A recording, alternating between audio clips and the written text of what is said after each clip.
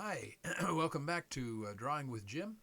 We are learning how to draw what we see.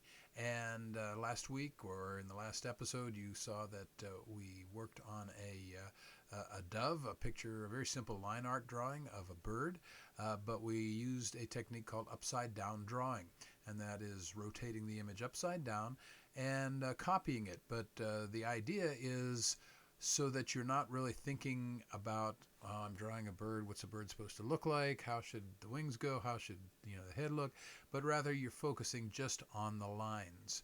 Well, we're going to make it a little bit more complicated today because we're going to use a picture of a deer, and so there's a lot more line work to do in this one. We've got a little bit more detail in the ears. We've got quite a bit of sculpting in the face and even around the bottom of the neck.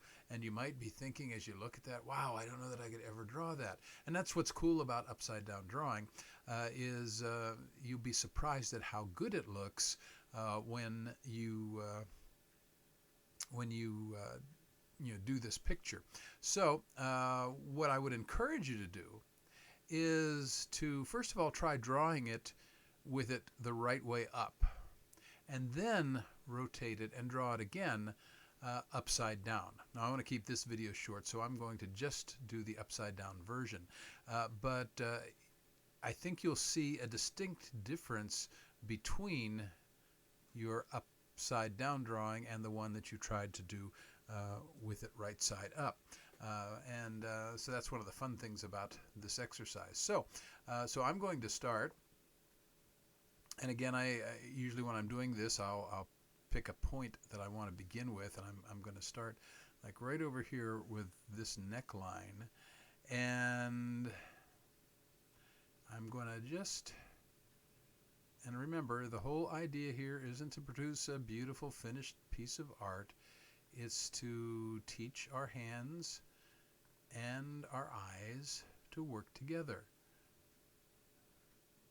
And again, as you do this, you want to pretty much focus your eyes on the subject that you're drawing. It's okay to check back and forth periodically, particularly if you have to stop and start a new line like I'm doing here, just to make sure that you're kind of where you need to be.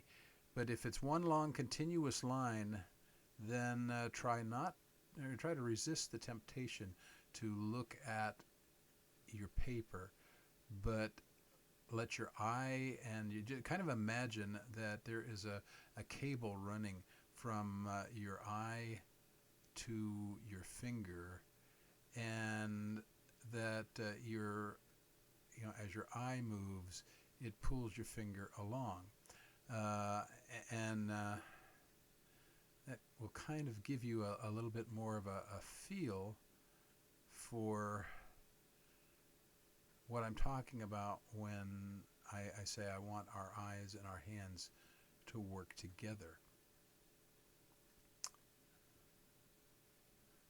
And here on this one, I've got the eye, excuse me, and then that's going to kind of curve in there. It's going to go like that.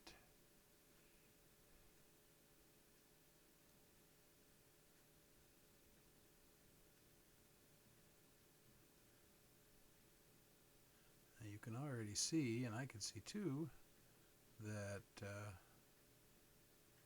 my nose is not going to be where it's supposed to be, but that's okay. Because the whole thing when you're doing this is you're learning and you're practicing and you're developing some new techniques, and you're teaching your eye and your hand to work together, and you're teaching yourself how to draw. I would not, this is not how if I were trying to actually do a finished piece of art, this is not how I would do it. This is an exercise. It's a just like football players or basketball players or figure skaters or whoever have to practice. And that's what this is you're practicing and you're sharpening your muscles a little bit. So let's flip this one back around and let's flip the drawing.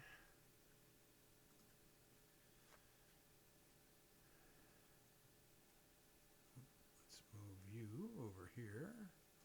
Okay, well my sheep looks pretty sad, or not my sheep, but my deer looks pretty sad. But it's not terrible, and I forgot. I got ahead of myself and forgot to even do the lines inside there. So let me just throw those in just so it looks finished. Just kind of a squiggle here and a squiggle and another, and then some line here and another squiggle. And I'm just kind of slopping these in right now.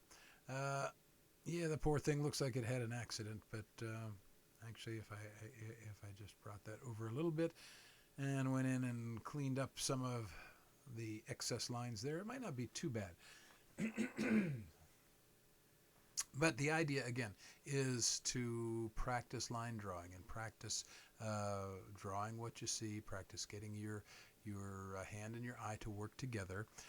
So that's your challenge this week, is to just copy a more complex drawing than we did last week and focus on not getting it perfect, not getting it right, but getting that connection between your eye and your hand working together.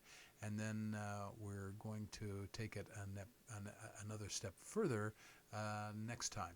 So I hope you enjoyed this. Keep drawing. And remember, always have fun. That's the whole point of art and drawing, is the joy of creativity. So enjoy yourself. Have some fun with this. And if you are looking for art instruction, whether you're in homeschool or just want to learn at home, check out seethelightshine.com and check out our art class series. You can get 3 free lessons just by clicking, and it's a great introduction to how to draw. So have fun this week, and we'll be back with something different next week.